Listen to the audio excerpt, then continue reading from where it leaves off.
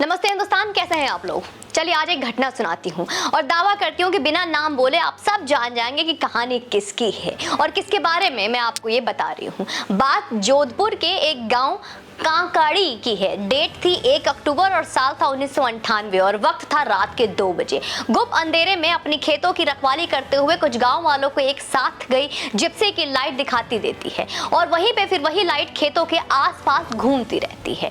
गांव वाले ये समझते देर नहीं लगाते कि शिकारी आदम के हैं। फिर गोलियां की आवाज से उनका शक यकीन में बदल जाता है।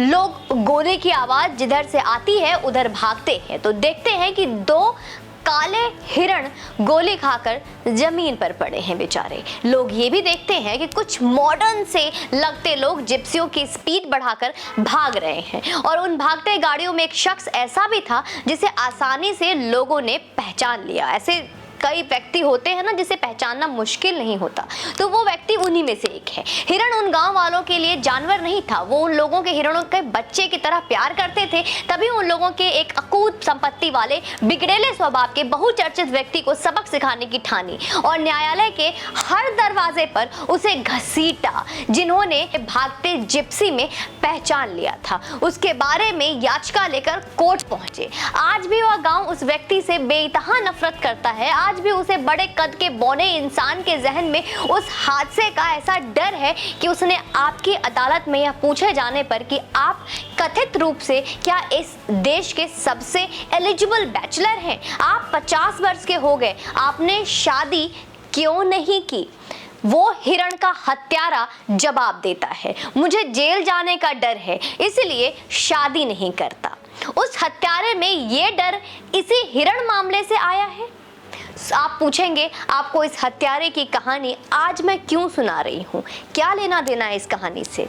आज तो एक ऐसा ही एक मामला बीते दिनों मध्य प्रदेश से आया है। एक संयोग देखिए कि उस बड़े नाम वाले हत्यारा की कर्म भूमि भले मुंबई रही हो, उसका जन्म भी मध्य प्रदेश में हुआ था। तो मामला मध्य प्रदेश के गुना जिले का है। इस जिले का एक क्षेत्र है आरोन और वहां है सहरोक जंगल। कुछ शिकारी शनिवार के अहले सुबह 3 बजे के आसपास काले हिरण एवं मोर का शिकार करके लौट रहे थे। ये शौक ही बड़ा नवाबी नहीं है, पर क्या वो पशु नहीं।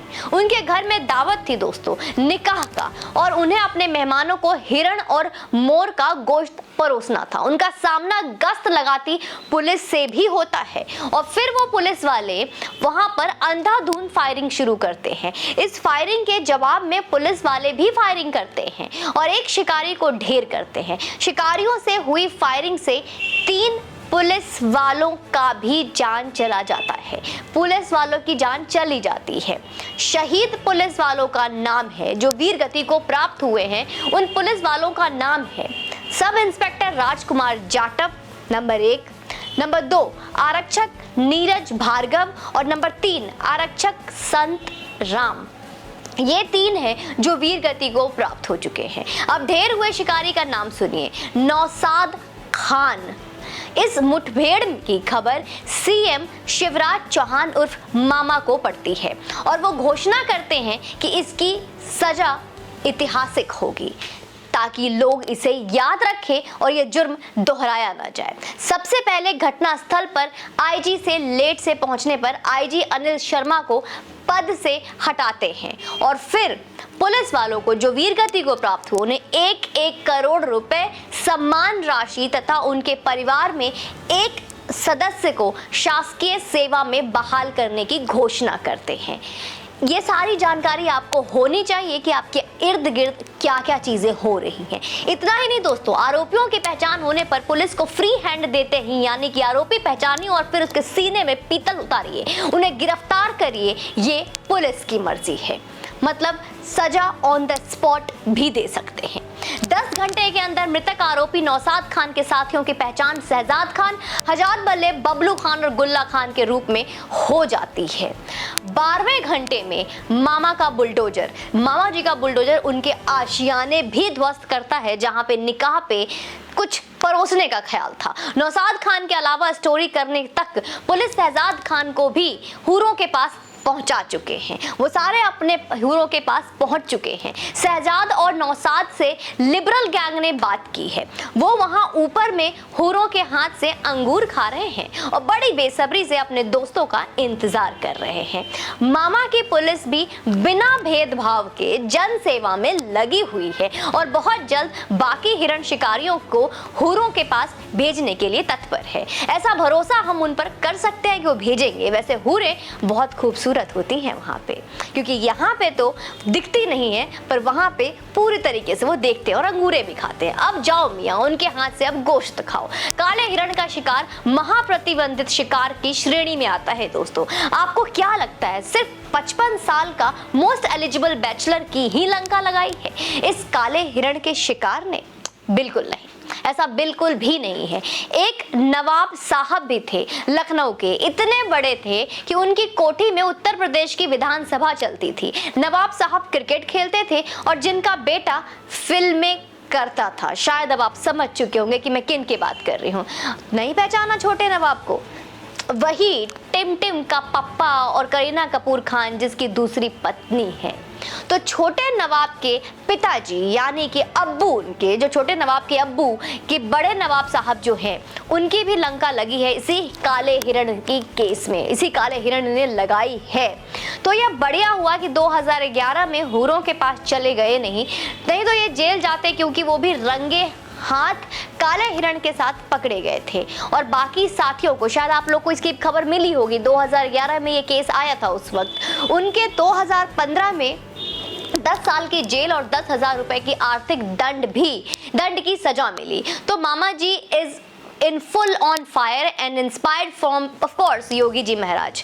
ये कोई दूर की बात नहीं है कि बुलडोजर कहां से चलकर अब कहां तक पहुंच चुका है। पुलिस कर्मियों को मृत होते ही कागजों में लेट लतीफ में ना पढ़कर तुरंत वीर गति का दर्जा एवं 1-1 करोड़ की सम्मान राशि तथा शासकीय सेवा में बहाली की घोषणा करके पुलिस को फ्री हैंड देने वाले मामा जी की जितनी तारीफ भी की जाए अब वो कम होगी।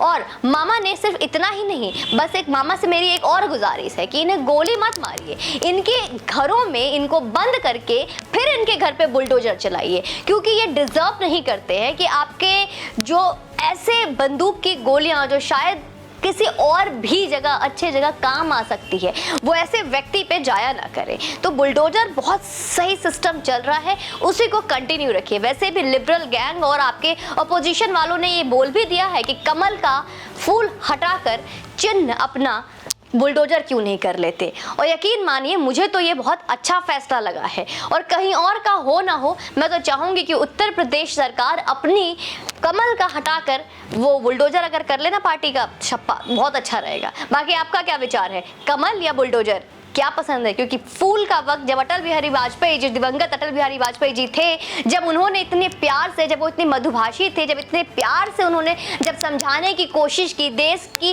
कानून व्यवस्था बनाए रखने की जब कोशिश की, इतना ही नहीं, जब हिंदू मुस्लिम सिख ईसाई हम सब है भाई भाई, और ये गंगा जमुना तहजीब सब चला उस वक्त, पर क्या कुछ फर्क पड़ा? नहीं, क्योंकि वो फूल का वक्त था। तो अब फूल से जब आप समझ में आया नहीं तो बुलडोजर ही लीजिए। जय हिंद, जय श्री राम।